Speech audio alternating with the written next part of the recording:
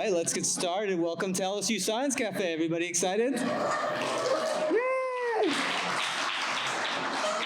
How many newcomers do we have? A few, all from the vet school? That's great. I'm Prasanta Chakrabarti. I'm your host today. I'm a director of LSU's Museum of Natural Science and a biology professor, and very happy to be here to continue this tradition of, I think, almost 13 years. So LSU Science Cafe is here to educate the community about what goes on behind the ivory tower a few blocks away here. Tonight's event is held in partnership with the local public radio station, WRKF. How many of you are sustaining members, etc.? If you're not, think about what life would be like without sad news and great music. So do that. And our other sponsor is Campus Federal Credit Union. So I'm going to call up to say a few words on behalf of Campus Federal is Vice President of Business Development, Brian Ainsworth. So thank you.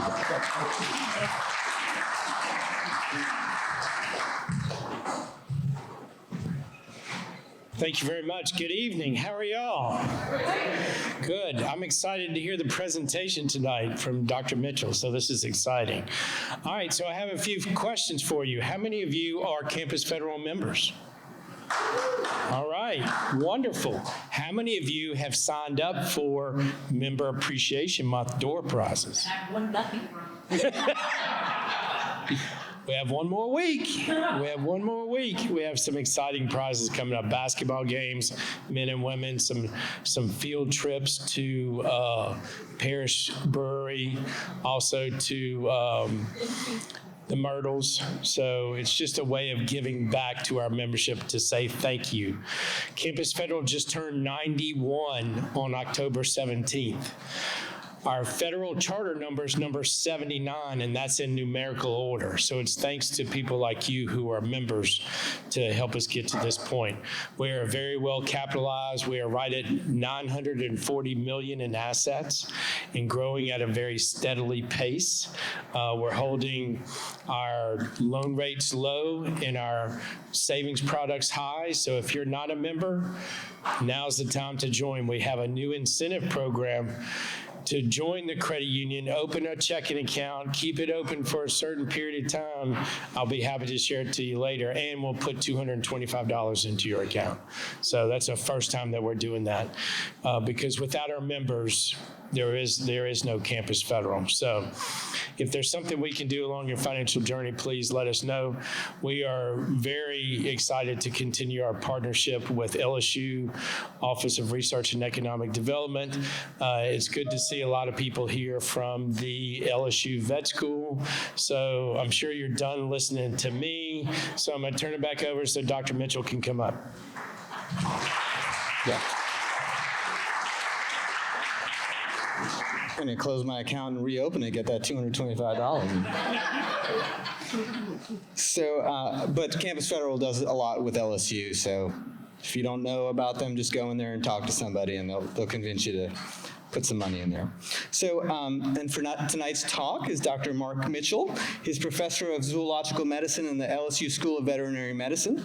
He received his doctorate in veterinary medicine from the University of Illinois at Urbana-Champaign in 1992, and his Ph.D. in clinical epidemiology from LSU in 2001. He is past president of the Association of Reptilian and Amphibian Veterinarians. How many members are there here? Not many AV members here, sorry, Mark. And currently serves, you're not the only one in the, no, okay. And serves as director of the Wildlife Hospital of Louisiana and as editor-in-chief of the Journal of Avian Medicine and Surgery. His daily goal is to be true to his 14-year-old self and to explore all the world has to offer. So let's welcome Dr. Mitchell.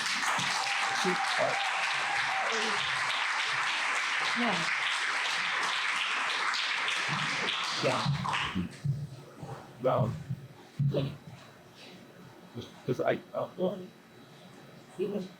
well, good evening, and thank you, everybody, for coming out.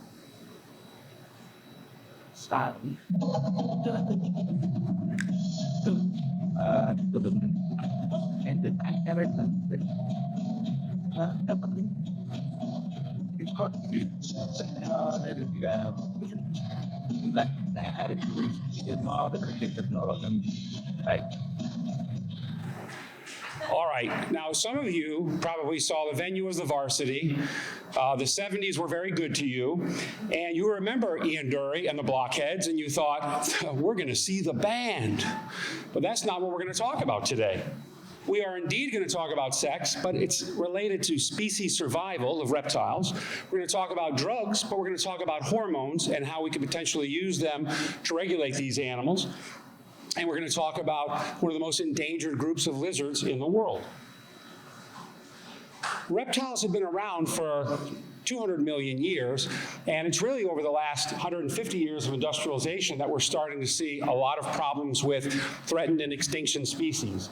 In the case of the reptiles, if Chris Austin and his group would stop naming new species over on campus, there's about 12,500 species, and it keeps growing a little bit. But of that, about 1 in 5 are actually threatened or endangered. And a lot of that comes down to the fact that we're dealing with issues with what's happening now, primarily associated with what we're calling the anthropogenic era, or the 6th mass extinction. But if you look in the literature, there's some folks who think there's already been a 6th, and this may be the 7th mass extinction. So what's funny about mass extinctions, when you find the evidence, you can find another extinction.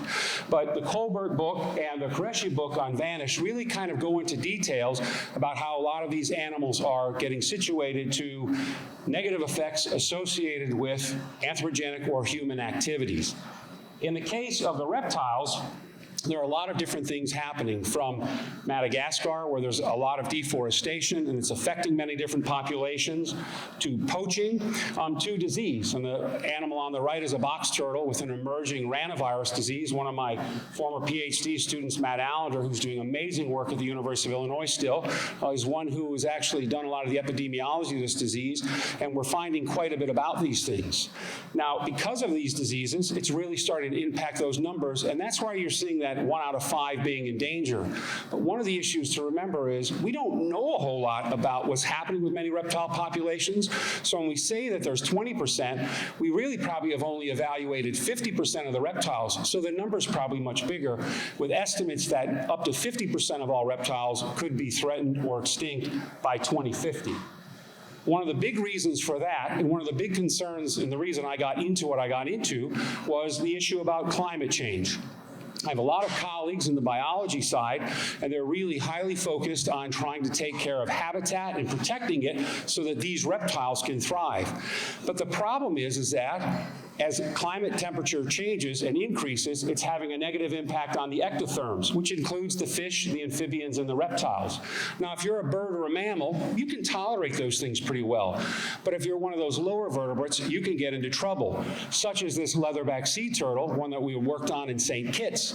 The sea turtles build these beautiful nests about 30 inches in depth, and there's basically a hierarchy which allows the temperature to fluctuate. Warmer temperatures make females, cooler temperatures make males, and they're temperature sex differentiated. In crocodilians, it's the exact opposite. The males grow at the warmer temperatures. We're headed to a place where there's going to be all female sea turtles and all male crocodilians, and I don't think there's an app for them to swipe right to get together.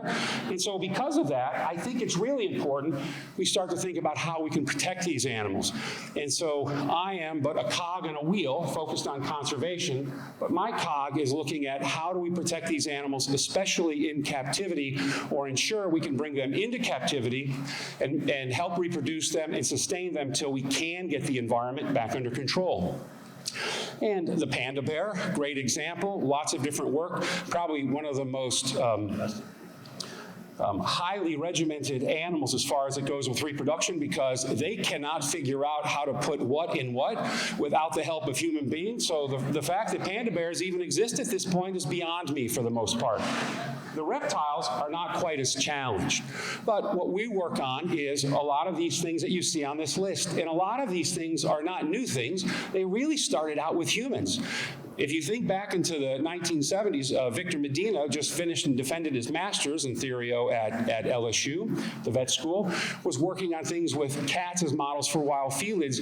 And as I'm reading his literature, it's reminding me that a lot of this started with humans and the need to be able to help reproduce, and we've taken that into domestic pets and livestock, and now into the conservation of species.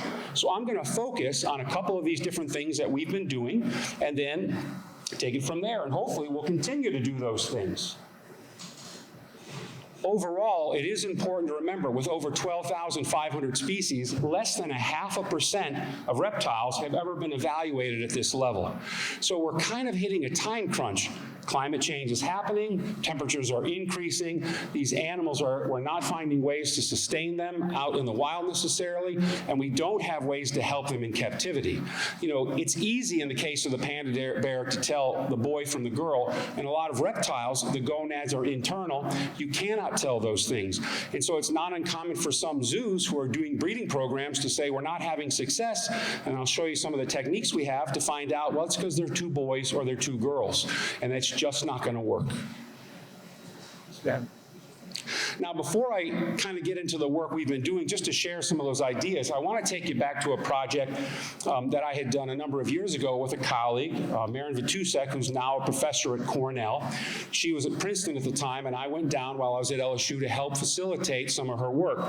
We were looking at identifying in marine iguanas, which is my favorite species in the world. I've worked with species from invertebrates to vertebrates and killer whales and everything. So what's your favorite species? It's right there.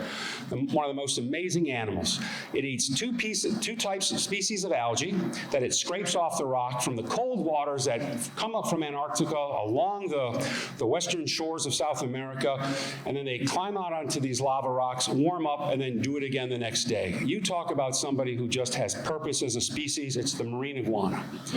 And with this, Maren had been looking at them and trying to put radios in them to identify what is the investment of a female marine iguana in selecting a mate. And they weren't having a lot of success, so I brought down a pocket ultrasound so we could measure follicle size. We were able to identify the size of a follicle on an ovary, just like you can do in a domestic animal or a human for that matter. And with 100% success, taught her how to basically identify these animals. What's most amazing about these animals that Darwin, a glorified ornithologist, by the way, said was that they were just these impish creatures, and the hooligans on the Beagle would try to drown these poor marine iguanas only to find they could hold their breath for extended periods of time. What's more fascinating to me is that with this work, one of the first studies looking at selection of a male in the case of a female in any vertebrate, these animals would invest up to 1/3 of their annual energy at risk to their own self, especially during an El Nino, to basically pick the best male to lay the clutch of eggs that they won't see beyond that. Reptiles often get a bad reputation as these dumb, impish creatures, but I want you to look at your partners out there, especially the women, and ask you, how much did you invest in selecting your significant other? I think my wife invested negative energy. So marine iguana, a little bit higher on the list. So where does that take us? So we started to see these issues, and we thought, well, we're starting to work with species because of these numbers. And so everyone in the room seen a chameleon, old world chameleon before? A number of these species come from places like Madagascar, where I showed you the deforestation. Over 200 species, and at least 30%, 35%, if not more, are actually threatened or endangered.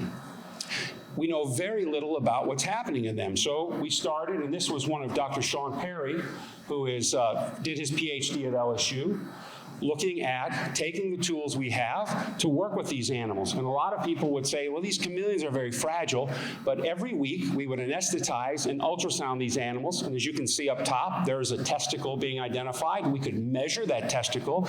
We could collect blood, measure testosterone, and then we used hormones, and this is where the drugs come in from the title, including things like human chorionic gonadotropin, highly conserved hormone, to be able to, in these animals, as you can see in the graph, the green represents the testosterone, the line represents their spermiation, and it shows as these animals increase their testosterone, which we could control, they made more semen, which means that we could potentially identify ways to develop reproductive assistance programs for these animals. Now, we still need to work on things like cryopreservation, which reptiles don't do very well, and artificial insemination, but those types of techniques exist as well. Other species, as we worked up to these endangered rock iguanas, included things like leopard geckos, a great model species. And as you can see in the IUCN data there, about 45% of the geckos have never even been identified as far as how they're doing status-wise, but at least 30% of those that they know actually are having issues. So it shows you that the reptiles really are in trouble, and it's important, I think, not only do we realize with these reptiles that they play important roles from, at the Wildlife Hospital, we get calls, we have snakes around our house. You want snakes around your house so that you don't have rats or paramyscus mice inside your house. Many reptiles can even be pollinators. We talk about protecting things like bats as pollinators, and we talk about protecting bees as pollinators. Even geckos can be pollinators, so it's important that we consider that. In the case of these animals, we wanted to also look at those hormones, but we wanted to do a few other things, and we also wanted to kind of change the mindset. It's very common in a lot of this animal research to use the animal as a model and euthanize it. And I just don't like that idea. I work at the Wildlife Hospital of Louisiana. We try to fix all these injured wildlife, and I thought, why can't we use our veterinary skills to be able to do what we need to without sacrificing the animal? It seems counterintuitive to conservation research. So we took these leopard geckos, and not only did we look at that HCG, we also looked at another hormone, pregnant mare serum gonadotropin. Who would ever thought that you would take something from a horse and use it to potentially go ahead and regulate a gecko? But indeed, as you can see, using our little hockey stick, we could do that. And then the other thing we would do is we would electroejaculate them to collect semen. So this is part of the sex part. This is Dr. Alex Mason. She always says sorry before she did this to the leopard geckos. And we would always anesthetize these leopard geckos because, as you can see the legs, you're taking electricity, shove it up their bum, and basically electrifying them. Now, in mammals, they do that a lot of times without any sedation, and it always looked uncomfortable to me as a vet, so we always go ahead with these guys, and we use what we use. So they're sedated for that, and then we can collect those sperm samples. But as I mentioned, sometimes you want to get to the next step, and part of that was to see how those hormones affect the gonad themselves. In the past, there was about 12 studies looking at this, and they kill the animals in every one. In this one, I told Dr. Mason, why don't we go ahead and just do surgery? So I'm going to show you how to do a neuter or an orchidectomy on a leopard gecko. Easy enough. You make an incision. These are 40 to 60 gram animals. You go in and you remove the gonad using surgical techniques. Now we have one gonad, and the animal still has a second gonad, so it can function as it would. And then it's her asking me about the surgery. The other thing that we did was to do a vasectomy because we wanted to see where the sperm was located. And so I've done vasectomies on primates and on lizards now. I'm not taking human patients, just so you know, but I am 100% with regards to that. But the same concept, same side, same gonad. Now the animal basically is conserved, and we're able to actually do the study that we want. And what do we find? Indeed, on the left side, you can see an increased amount of spermiation in the testicle as a result of using that hormone, the PMSG. The HCG, the human chorionic gonadotropin, help with the testosterone. This helps with spermiation, and now all of a sudden, after 200 million years, we're gaining control of the reproductive cycles of these animals so that we can potentially reproduce them. Along the way, we found something very interesting. We know leopard geckos, along other reptiles, can shed their tails. We did not know they could regrow their gonads. So Dr. Heron Rim, a postdoc in the lab, is looking at this, and this may be truly fascinating. We have leopard geckos who we know we removed the entire testicle, as you saw in the surgery, because histologically we could see it, but they're starting to regenerate. Imagine the potential if there's something highly conserved, a human male who has to have testicular surgery from a cancer, and finding a way to identify regeneration. So these reptiles that we often think is, they're just bothering us, they're doing great things for us, so let's conserve them. And of course, this leads us up to the last part of the title, which is the Cyclura species, or the rock iguanas. There are a total of 44 extant or existing species of iguanas. 82% are threatened. They're the most threatened or endangered group of reptiles in the world. And as you can see on the bottom of the Cyclura, the rock iguanas, they are all either critically endangered, or vulnerable, all groups. Think about it. These animals have been living on these islands, having sex on the beach. Speaking of, don't forget, the drink at the bar is sex on the beach. Back to our regular schedule material. If we look at where these animals are coming from, you can see that they come from a place where there's always a bit of a weather risk, as well as some other issues. The two boxes, the Lewisii and the cornuta, are the rhinoceros iguana and the Grand Cayman iguana, and those are the two species we worked with. But as you can imagine, what's happening right now in Jamaica, another island where these Cyclura are, again, people from Louisiana can't imagine grade 5, 165, 175, the people and what's going to happen there. But when we look at the One Health, all of these things, these species that only exist on these islands, and if we don't have a way to recover them, they'll go away, again, the way of the dinosaur, which I'd like to prevent. So what do? We took those lessons learned, and we take these highly conserved species, and we can use our ultrasounds, and we can identify what's happening with the testicle and with the ovary. And we can use those hormones, and we can go ahead and manage them from there, and then we can collect that sperm. And here's Dr. Perry and I working on one of these animals. This is a electroejaculation probe intended for a cat. There are 3 probes on it, and basically we'll insert it in the cloaca. Reptiles only have a single opening, a cloaca, and they have no accessory glands. So when a reptile makes an ejaculate, it's a very small amount.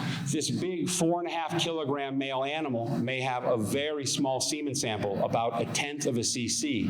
It's because there's no fluid being produced with it, but they're highly concentrated.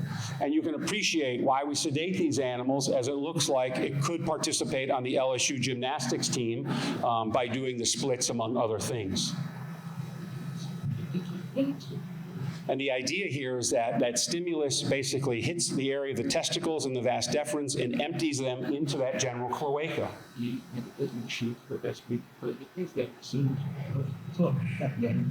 And then, the most famous word when you identify something new isn't eureka as a scientist, it's holy shit, man.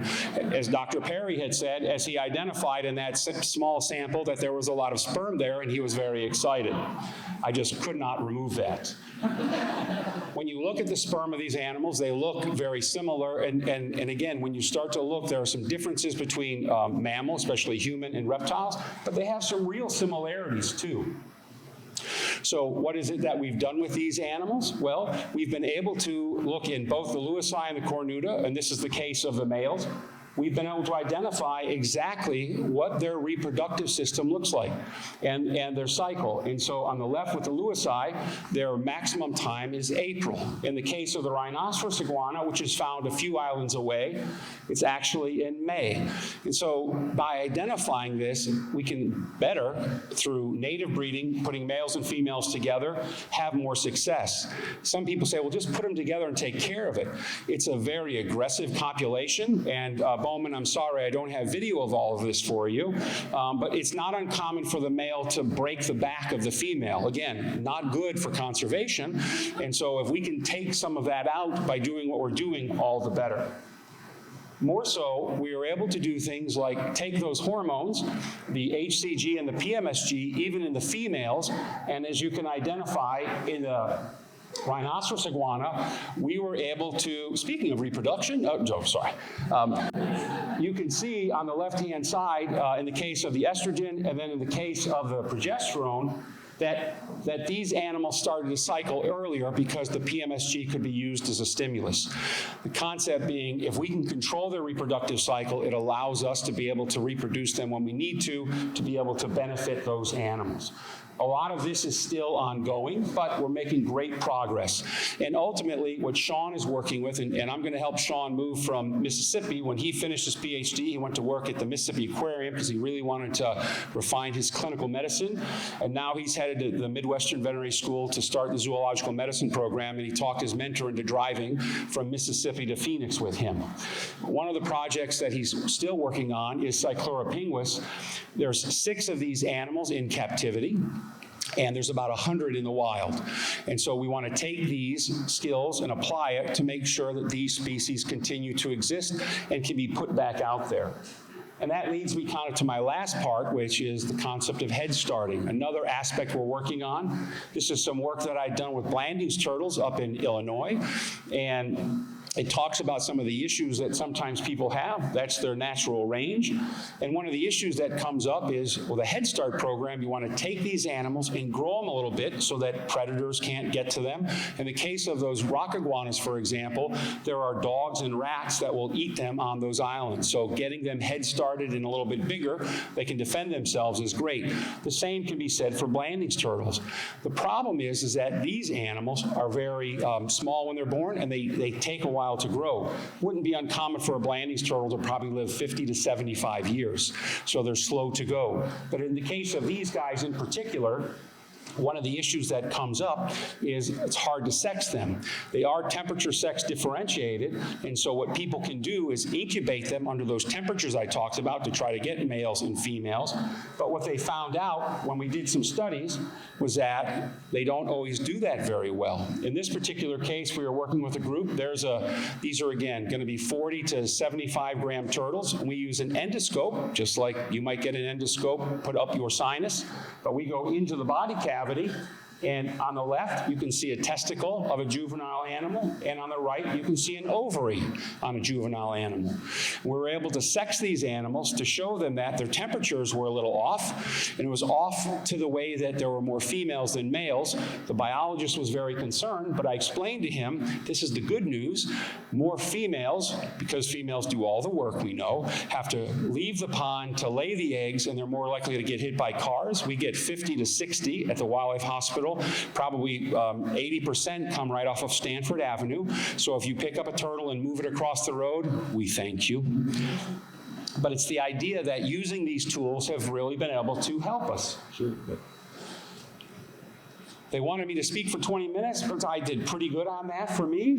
Dr. Alex Mason on the left worked on these projects, especially the leopard geckos. She's passionate about this. She went to Central Florida Zoo, now the Tampa Zoo, so if you're ever there, say hi. And she's continued to work with the American cobra, not venomous, but the indigo snake, and I've been fortunate to go down and work with her. And then Sean on the right continues his work as well. And I want to thank the grants that we've been able to get. I want to thank Fluker Farms, who have been a big conservation supporter for us over my career, as well as Iguana Land, who house those iguanas. And I would love to answer any questions. Just to give you an idea, one of my Galapagos trips, this was a documented 125-year-old blind tortoise who had basically a mass on his bum, and I surgically removed it, and they were very thankful. But it just gives you an idea, when we look at these reptiles, they have much to teach us. If they can regenerate their testicles and live for 125 years, some of you might want to sign up for that. Thank you. Thank you.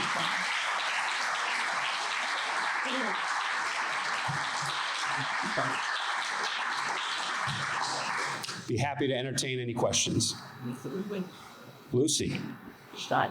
Did you have any trying little figures and back working with you days?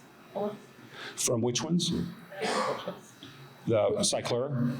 Mm-hmm. So Lucy was asking about the Cyclura. All those species, those chameleons, the leopard geckos, as well as the rock iguanas, when we electroejaculate them, we're always able to collect some semen from them. Not every instance. Again, it's a little bit different in some of these species. As you saw with the 2 rock iguanas, their primary breeding season is 1 month out of the year. When they're not reproductive, they're really not producing anything. And that's why, in some of those cases, if we can hypercycle recycle them. Lucy is one of our amazing clinical year veterinary students, and so in theriogenology, for example, we might take a cow, we may take a mare, we may take pigs, and we can ovulate them, or we can basically do those types of things to get them reproductively active. The same thing is what we're looking for in these cases here. Boom.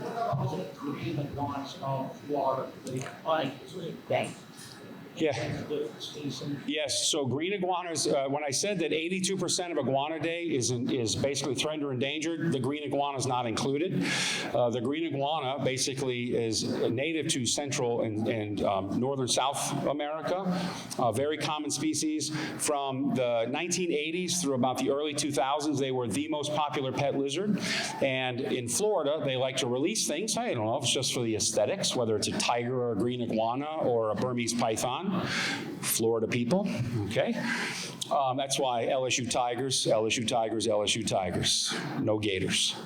And of course, the other thing I tell all my University of Florida friends is that we have more alligators in Louisiana than they have in Florida. They just have more poodles that feed their alligators, but that's a different story. But the green iguanas have become very invasive because they're highly reproductive and they're very adaptive, same with the Burmese python. So as we're talking about these species, some of these animals can adapt very well, but there are cutoffs. So the green iguana and the Burmese python have marched north, but they're getting stopped in certain places in Georgia and Alabama. No one wants to stop in Alabama. But it's the idea that temperature does impact them, but as temperature continues to increase, it may impact them a little bit differently. I just have a longer reproductive. The green iguanas actually still have a single reproductive season. My Ph.D. was doing this down with flukers down in El Salvador. They basically breed in the month of December, November, December, and they lay their eggs, and it's a one-time season as well. And I learned these things because one of our guests, Ms. Cherry here, brought me an iguana 20-some years ago, Excalibur, and I did surgery and all kinds of things when Excalibur was a pet iguana, so during that time. Any other questions? How old were you when that was? How old am I? I was, well, I'm 37 now. I may have been 17. Because I have a lot of older pictures and I haven't seen that. Yeah, I have a lot of them. Yeah, Ginger takes them. Huh? Takes me, so that's, you're younger. That's probably 2005. I've been to the Galapagos, very fortunate. If you've never been to the Galapagos, it's an amazing place. Highly recommend that you go. You will see the most amazing animal, the marine iguanas. You'll watch them take their cold bath, scrape their algae, come back out and be as happy as can be.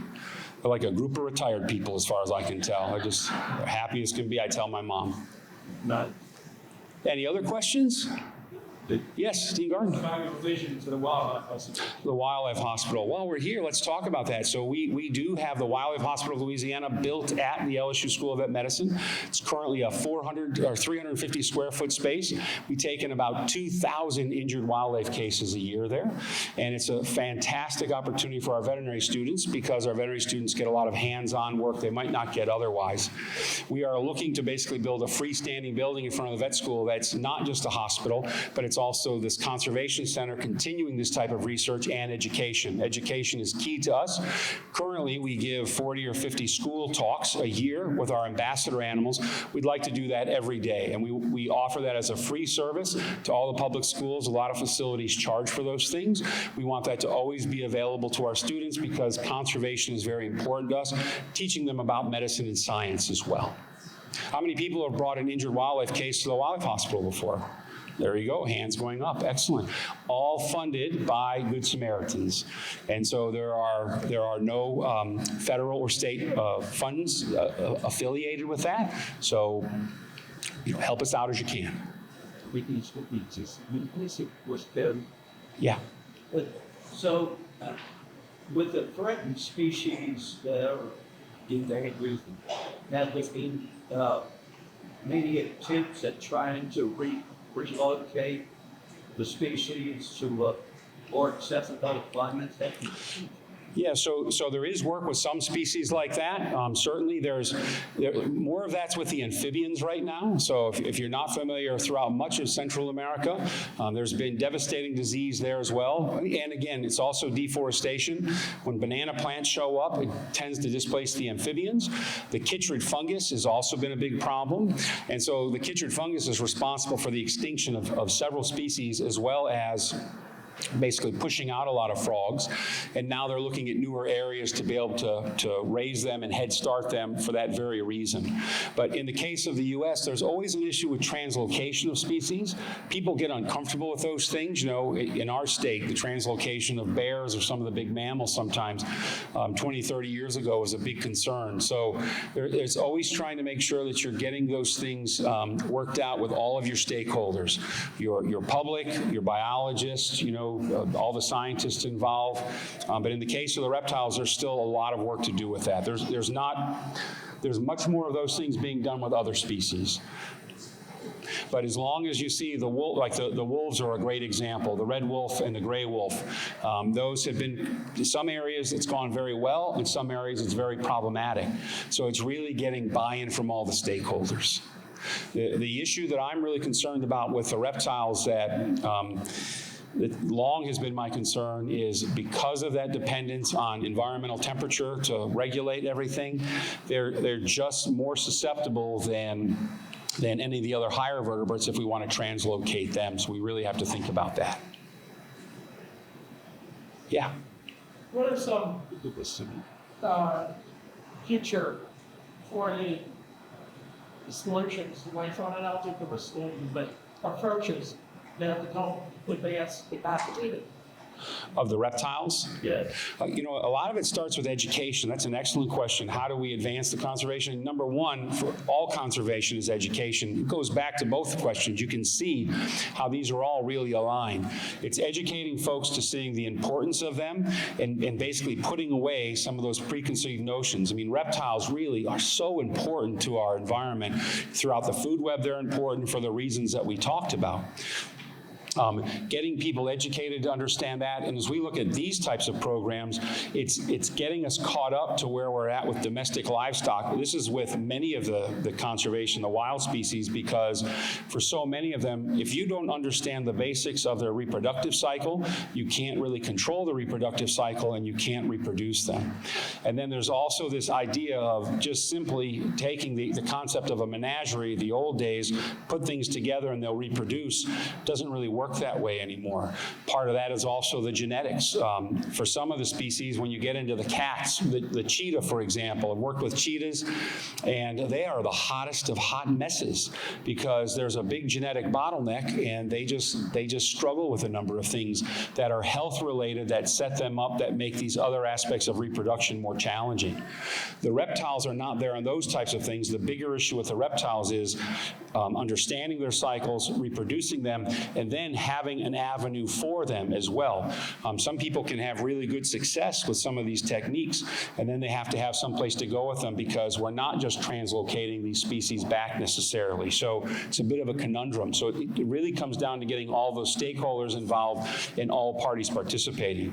What our real hope is to kind of hone in some of these skills so that they're available, share them with others, and there's a few other groups working on these things so that we can ultimately, my hope is in 30 years when the climate really is where it's at and people need to have quick fixes, they're going to look back years ago and say, hey, this 17-year-old kid named Mitchell, 37, whatever I was in that picture, was able to, where these scientists were able to do these things and set us up for success. So, yeah. I thought all this being led by Washington drug regeneration. Yeah. Is there, what did you find with the process? I mean, how are they do that?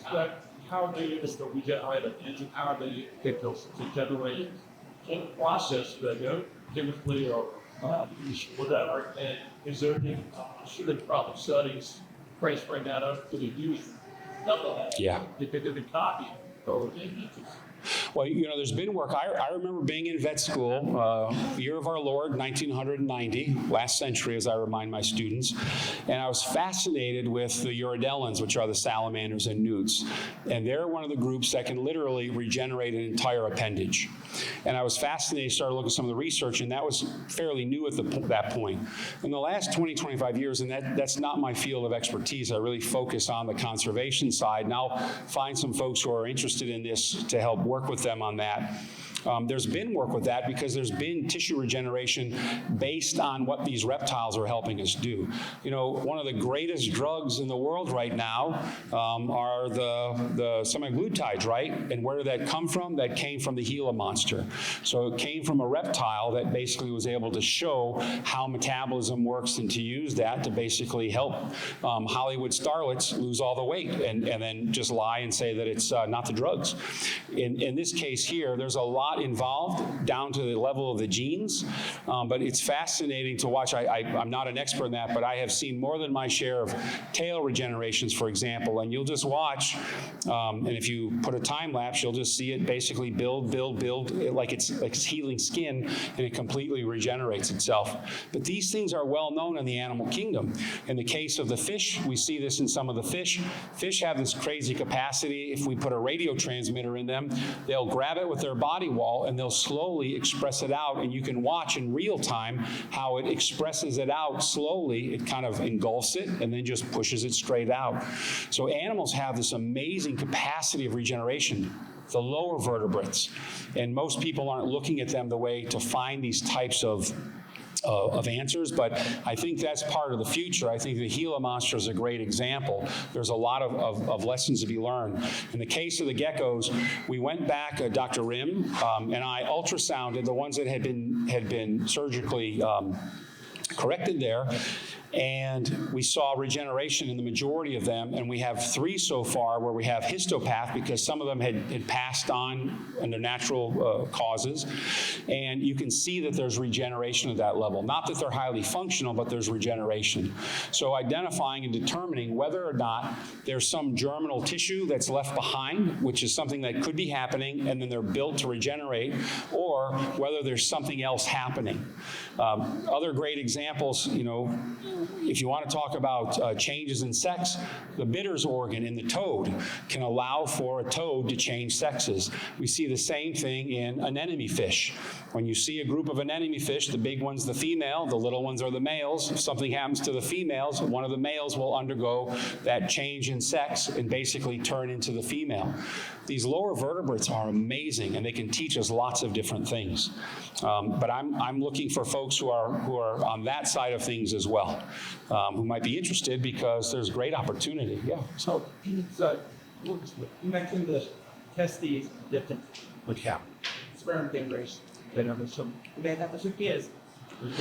So was there preferential seeds when the regeneration acted because I can wash? But impacting the right or the sperm go both sides. So the question was regarding on the testicles and regeneration, and again, they want to give us plenty of time for questions. I could have talked about this for hours. Many of you would be like, no, that's enough. But in the case of the lizards, for example, they have hemipenes. They have 2 copulatory organs, whereas the crocodilians and chelonians have a singular phallus.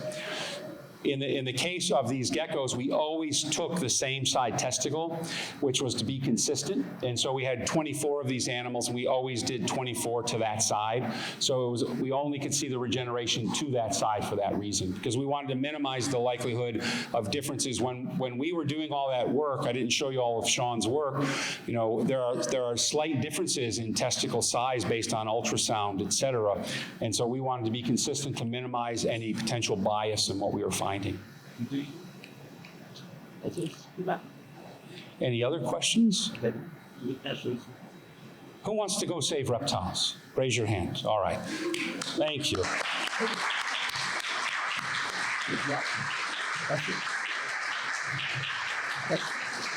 Thank you for being an advocate for the much maligned reptiles and reminding them that so many of them have 2 penises and stuff like that.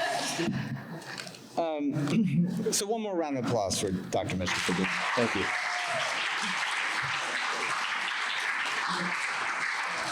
we have some prizes. So tonight's lucky winner of the WRKF drawing is Victor Medina. Victor, still here?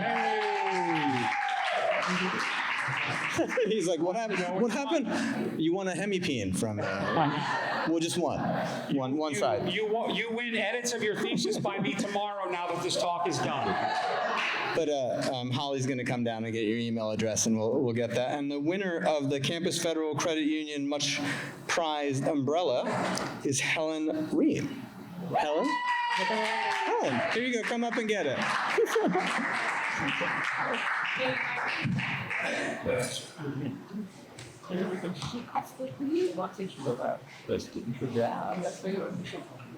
All right, some more thanks. So many thanks to Holly Caruth. Holly does everything. She brings the umbrella, she sets it up, so many thanks to Holly.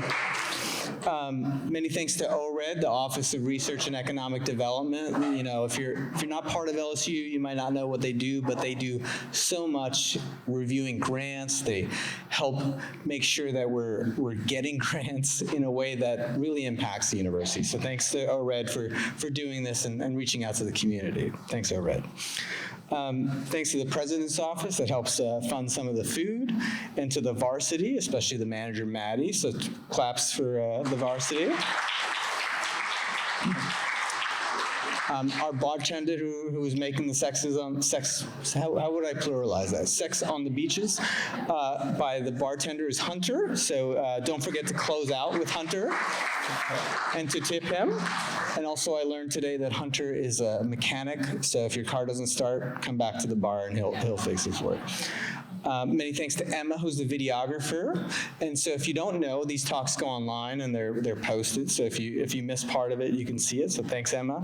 And to Richard, who checked you in, both of them, claps for them.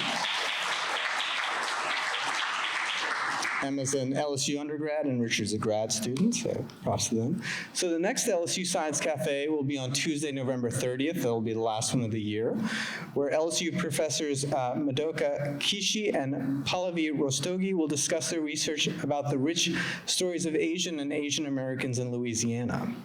So that'll actually be the last LSU Science Cafe at the varsity.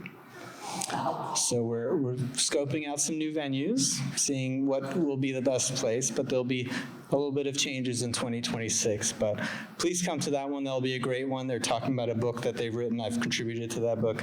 And it's not just LSU Science Cafe, it's LSU Research. So this is a humanities talk, so please come. It might not have much about penises as this one, but maybe it will. We'll find out. So thank you again all for attending, and hope to see you next time. So thank you.